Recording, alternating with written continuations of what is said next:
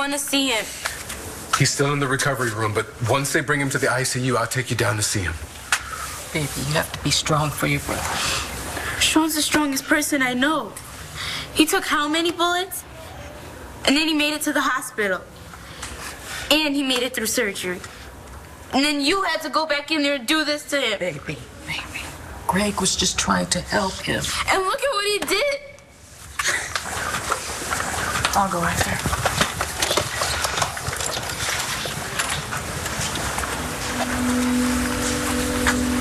I thought Sean was stable. We all did. So Jesse tells me that you've been working undercover. Yeah, mild-mannered bartender by day and superhero undercover cop at night.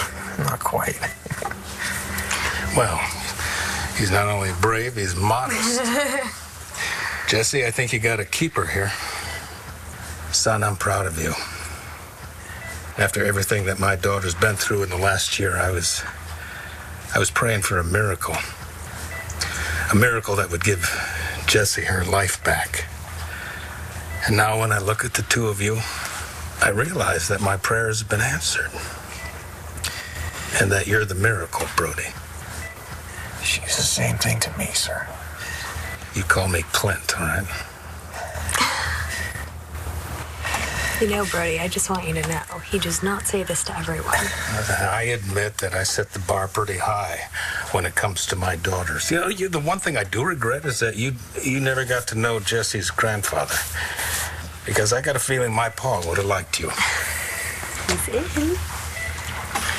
You okay? I'm just glad this is over.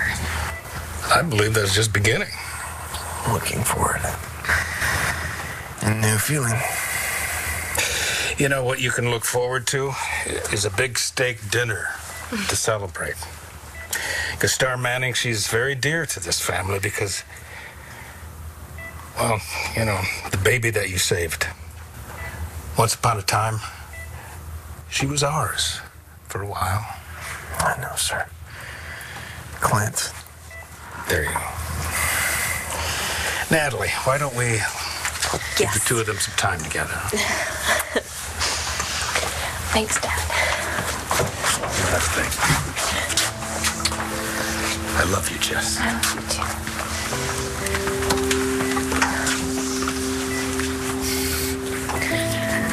Hey. You're not happy. I am. Of course I am. Talk to me. Well, yesterday you were going to the police academy, and now today you have a job waiting for you when you get out. And? I thought I'd have more time. For what? To talk you out of it. John saved Star's life and Hope's, and he brought down a corrupt mayor. And if it had gone the other way, Cole gets maimed, he gets shot dead in his jail cell. What jail cell? John had to arrest me. He was trying to protect me. They put you in a jail cell to protect you? His cover got blown. I thought you said you wouldn't say anything. You knew? You knew about that? Well, he saw Cole selling drugs and he thought that it was for real. Right, and tell them what I did, that I came to you, right? Yes, you did. And I told him that he was really working undercover, and you promised that you wouldn't tell anyone. Listen, John's the one who put you in danger. No, John was on top of it. Oh, really? It's over now, Manning. Why don't you just drop it? Aha. Why? Who are you protecting now? I know you did the best you could, son. I just want to understand. See, I thought it was a matter of you just pulling the piece of the bullet out. And once you got it, he'd be fine. That was the hope, Dad. But you have to understand, the fragment was smaller than a grain of sand. But you had all those pictures of his head. Yeah, but seeing the fragment and actually removing it are two different things.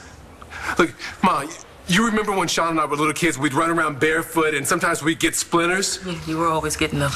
Yeah, and you'd go out and get the needle and the tweezers and... The glasses. Yeah, and then you'd have to dig in there. And sometimes it'd be hard to get to even though you could see it and it looked easy, but it wasn't. And sometimes you'd have to dig deeper and we'd holler and... So you had to dig for the thing? Yeah, Dad. I pulled the fragment out and a piece of it broke off and it got embedded in the wall of the vessel and I was afraid to leave it there. So you got it. You got all the pieces, right? So he can just heal up. No. Look, unfortunately, a brain is not a foot. It's a very delicate thing. And remember, the damage that the bullet did to Sean, even before I got here, and then there was the surgery and the trauma. And once the brain swells, there's all kinds of complications. Yes, but swelling goes down, right? There's so much about the brain we still don't know, especially after trauma. You've done this surgery hundreds of times, right? Huh? And this has never happened before. No. So why today? Why with your brother? Felicia. Why did this have to happen today? Why today? Why did this have to happen?